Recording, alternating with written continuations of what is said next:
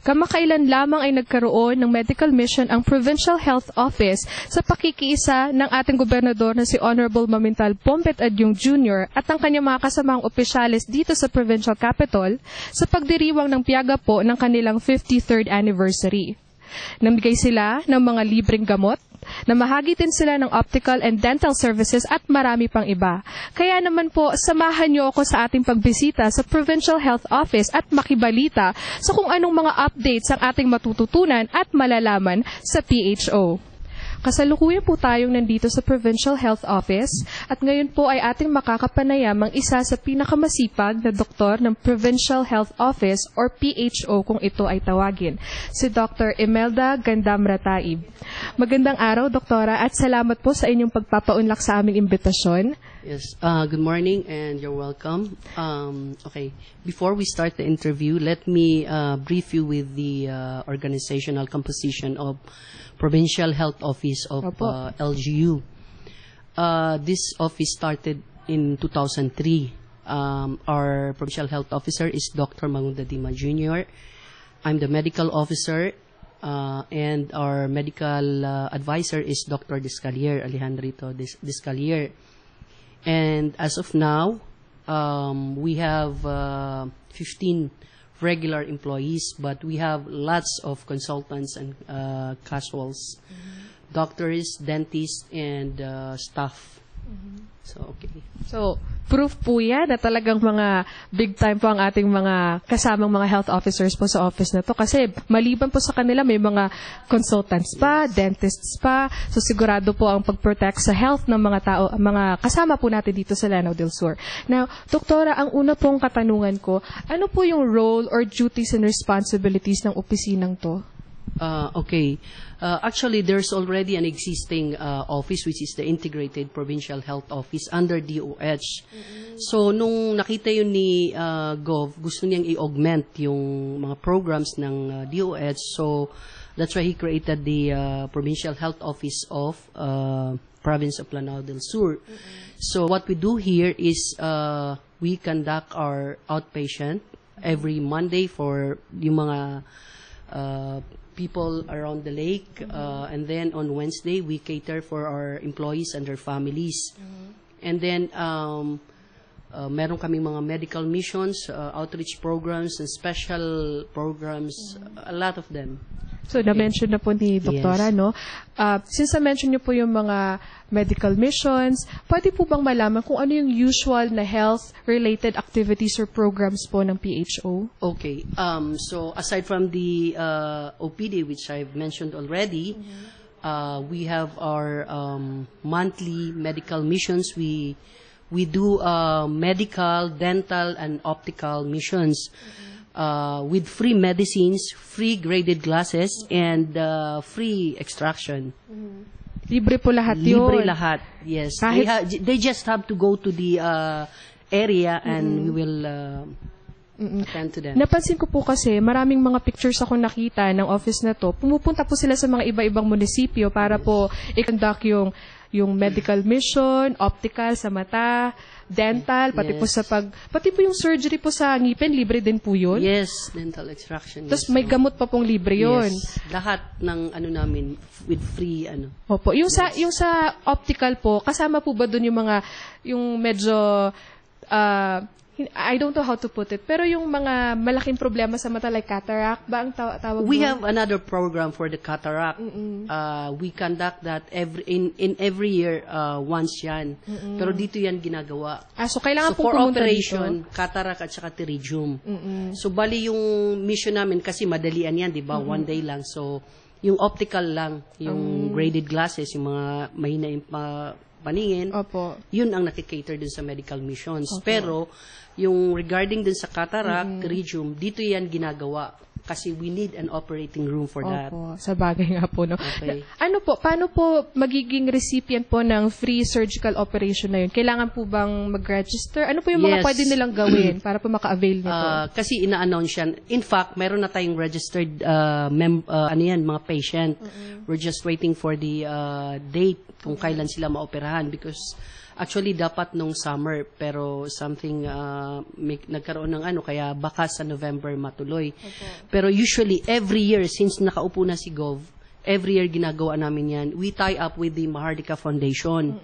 So, they bring the operating, yung trailer nila na operating room. Dito. And then we transform our office into yung pwede siyang maging operating for those mga medyo minor operations. But for those mga general, like yung Operation Smile kasi, Opo. pag yung mga adult na, pwedeng localize lang yung But then for mga younger, children, dapat talaga general anesthesia. So, dun sila dun sa trailer na talagang para ka na sa hospital. Wow. Kasi dapat hospital-based ang ng mga yon.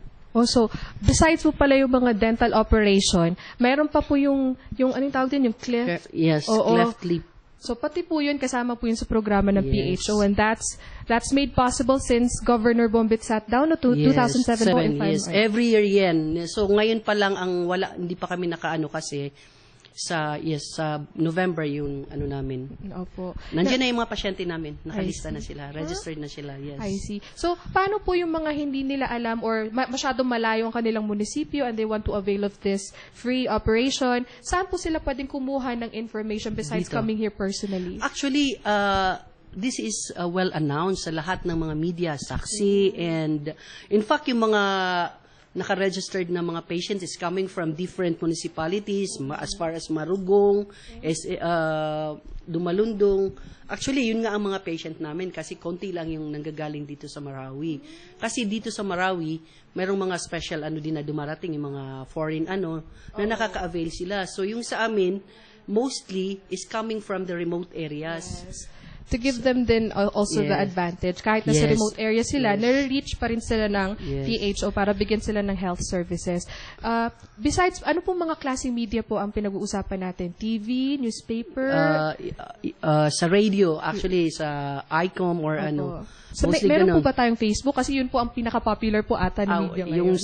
Yung sa office namin wala pa, pero kami meron. Oo. So, pag may mga missions kami, yun sa mga Facebook namin. I see. So, Pero, doon lang po. Standby po sa lahat po ng gustong makaalam. Ayun naman po pala, very well spread naman po ang information about this. So, alhamdulillah, marami pala tayong. Ako kasi, palagi ko nakikita yung mga pictures at saka mga missions nyo. So, parang nakaka-inspire na pati pala yung pinakamalayong mga lugar nare-reach pala din natin. aside from those programs and projects mentioned, meron pa kaming mga yung operation for the major problems like yung mga goiter, mga hernia, myoma. Pero as of now, medyo stop muna yon kasi malaki masyado yung dyan, funding dyan. But in fact, naka 30 plus na kami. We have operated mga 7 goiter. Yung major talaga, major operation yan But we tied up with the Muslim surgeon of Iligan. So, yung mga ibang projects naman namin, naka-tie up naman yan sa ibang mga agencies. So, aside from that, yun nga, for the past, since nung umupo si Gov, we enrolled the PhilHealth sponsored program niya. Ang tinarget namin is 55,000. So we were able to complete it in 2009. But then, parang kulang kasi may clamor pa yung mga indigents. So nag-additional kami ng another 10,000. So naging 65,000 yung PhilHealth na sponsored ni Gov. Pero ngayong 2013, medyo inano muna namin kasi inaayos pa lahat yung mga kwan since marami kasing nag-sponsor din. So ang nangyari, double entries, triple entries. So, parang sayang naman yung kung gano'n ang mangyayari. So, kailangan i-clean up muna bago mag-start ulit. Yes. Ma'am, since na-mention niyo po yung PhilHealth, tama po ba? Isa po tayo sa may pinaka-wide coverage ng PhilHealth po dito sa Lanao del Sur. Yes. In fact, we are the first. Pero hindi sa time ni Gov. Sa time ng late governor, the father. senior. Yes, the senior. So, kami yung pinaka-first na nag-sponsor dito sa Lanao del Sur. So, nagsunuran na lang yung mga Alhamdulillah. So, we are the highest sponsored kuan kasi umabot kami ng 65,000. Mashallah. 65,000 na. Yes. Ma'am, nakalimutan ko pong itanong kanina, no? Ito pong mga health-related activities and programs natin, gaano po siya kadalas nangyayari? Quarterly? Monthly? No. Kasi may mga time na, actually, nung nagsimula kami, as in, sa Gunson talaga, minsan, nakakatatlo kami sa isang buwan. But then, as we go along, ginawa naming monthly. So, ngayong 2014, ginawa namin monthly na talaga. Kasi marami kaming mga programs nga, aside from that medical missions, meron kaming mga special event dito. Like Operation Tuli din, nag-Operation Tuli kami. Kapag-Islam, opo. Yung Operation Tuli or Kapang-Islam na we do that on vacation time during summer vacation and December. So usually pag nag-cater kami, maabot kami ng 300 to 400 patient. Everything is free. Mashallah. So yun. Maganda rin po, ma'am, na summer at saka December because I Yes, think the purpose yes, is to for the have the healing, kids. Oo, yes. kasi habang wala pang klase, yung healing is continuous okay. din po. Oo. Kaya hindi pwedeng, although marami baka pwede pang magpaano, pero hindi namin ginagawa because yun nga, yung healing process nila, it will take mga 1 to 2 weeks, depende sa pag-alaga ng pasyente. Sa bagay nga. Oo nga naman. So, lahat talaga pinag-iisipan ng PHO, Yes. pati yung date, pati yung schedule. Na-mention nyo po na dati, minsan sa isang month, nakakatatlo kayo ng Yes. medical mission. So, ginawang monthly na lang para mas orderly. More orderly, oo. Opo. Recently po, saan po kayo nag-conduct ng medical mission? Recently, last June 8, we were in Piagapo for the araw ng Piagapo. Opo. So, ano yung mga services po The na same naibigay? thing, medical, dental, and optical. Optical. So, smooth sailing naman. Natuwa naman yung mga pasyente. Alhamdulillah. So, this coming 24th, we will be in Taraka again for a medical mission. Bali, if you'll notice, sabi ko nga, monthly ang ano namin, but then naging twice a month because request ng local officials because kagaya ng Piagapo, it's their araw ng Piagapo. And the same thing with Taraka, it's their araw ng Taraka. So, pinagbigyan namin yung ano nila. Kailan po yung araw ng Taraka? On the 25th, actually, yung culminations. Pero ang medical mission namin is on the 24th. I see. Now, ma'am, alam ko pong part ng services na binibigay po ng PHO is to give information or parang medical ba or health information drive. Paano po natin nagagampanan ang role na po yun? Actually, mayroong mga information officers na yung mga kagaya nung mga program namin na si Sulutan Arimao, meron silang time dyan sa station ni Nagov. Ina-announce nila kung ano yung mga programs namin. Yung sa mga medical missions naman, depending on the request of the local officials. So, pag nag-request sila, we schedule their so basta monthly. So, ngayon, maraming naka-line up. So, yun na naman yung susunod na target namin. So, maliban po sa pag-conduct ng orderly medical missions at saka pag-consider din ng schedule, kino-consider din po ng PHO kung ano yung mga needs ng certain municipalities. Kasi hindi naman pwedeng uniform sila lahat. Depende sa you have to be responsive to the needs, specific needs. Tama. So, ano pa po yung future projects po or activities po na pwede nating i-announce sa ating mga viewers? Kung may gusto po kayong mensahe. Yun na nga, kasi announce naman yung yung kagaya nung cataract and pterygium operation namin that will be done on November, pero alam na yan ng mga pasyente namin because matagal na sila nag-register. And then, yung mga incoming medical missions, so far, yun pa lang ngayon yung namin, naka-line up na program. But anyway, we will inform you of the mga incoming projects and programs. So, stay tuned for that. Makinig po kayo sa radyo, manood po ng TV. And I think po may mga reports din po kayo, mga clips sa Facebook account niyo po, no? Ano po yung address para po makita din ng ating mga viewers? Okay. mikgandamra@gmail.com. Okay, so personal yun, pero pasensya na po. That's okay. Makikita naman yung okay. Para po makita nyo, kasi nanamangha po ako dun sa mga nakita ko mga operation. Akala ko po before is the usual basic health services. Pero yung mga masyadong, kung pupunta ka sa mga hospital, grabe yung babayaran mo sa mga operations. Actually, mga nakita mo, hindi mo pa nakita yung mga ibang yung mga ano talaga, in action na yung mga operation dito, Operation Smile. Oo, yung may mga Oo, cleft. talaga, makita, Oo. yes. Cyst. Oo, isa pa Cater yan. for cyst. Mm-mm. The last time, sobrang dami nung na-cater namin na ano because we were able to operate mga 300 plus na cyst Mashallah. coming from different municipalities. So, every year yan, hindi na kailangang i-announce because yung mga tao na ang nagtatanong dito Oo, sila because yung nagpa-flock. nasanay na sila na mayroong mga programs na gano'n. Yung Operation Tulip, pagdating ng December, ang dami Alam na na yan nila. pumupunta. Pag summer, in fact, wala nga kami dapat ngayong summer, but then, nasanay sila, so sige na lang. Kasi maraming naka-line up na ano ngayong summer, that's why, hindi sana kami mag-Operation Tulip for this, kaya lang nakapag-Operation Tulip kami, dahil nga nasanay sila, so parang kawawa naman sila na hindi natin i-cater. I see. So, bibigyan po namin kayo ng footage nung upcoming po na Yes. medical mission po nila sa Taraca. Yes. And inshallah, you'll be able to see how the PHO is working sa mga ganun pong mga programa. And we will be expecting more pa po sa kanila. Imagine, kahit hindi po, wala po sa schedule, gagawin nila for as long as they can para lang po mag-cater sa needs ng ating mga kasamahan dito po sa Lanao del Sur. Doktora, meron po kayong Okay, sabihin? syempre this won't be possible kung hindi kasama yung mga kasama namin sa mga offices, kagaya ni na Dr. Discalier, Dr. Dima, Dr. Alamina, Dr. Mike Guru, and our staff, Dr. Apas, Dr. Ay, ba? Magalit siya. Dr. Raisa, Dr. Nafsia Untaw, or mga dentist yun. And then the rest of the group.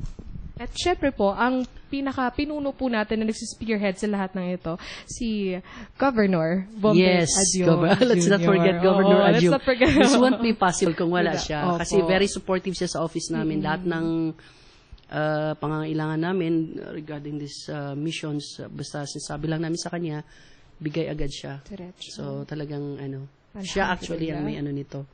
So, The brain of this. Yes, this office. Alhamdulillah. Thank you so much po, Yeah, Doktora. thank you rin. At see you po sa June 24 para po sa Araw ng Taraca. And we will be seeing also the footage or video footage po ng pagtatrabaho po ng ating mga doctor dito po sa PHO. So, maraming salamat po. Okay, Magandang maraming araw salamat po. din. Okay, thank you.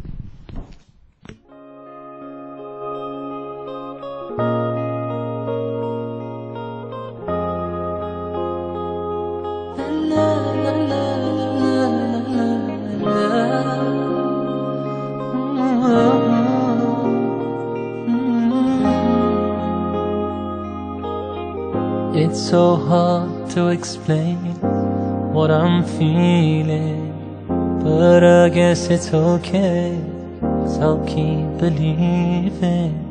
There's something deep inside, something that's calling. It's calling you and I. It's taking us up high to healing. A simple act of kindness brings such meaning. A smile can change your life. Let's start living and feeling. Let's start healing. Heal and you will be healed. Break every border. Give and you will receive. It's nature's order. There is a hidden force pulling us closer. It's pulling you and I. It's pulling us up to healing. A simple act of kindness brings such meaning. A smile can change your life. Let's start healing and feeling. Let's start healing. Hearts in the hand of another heart, and in God's hand are all hearts. An eye takes care of another eye, and from God's eye nothing hurts. Seek only to give and you receive. So heal and you will be healed. that's fading.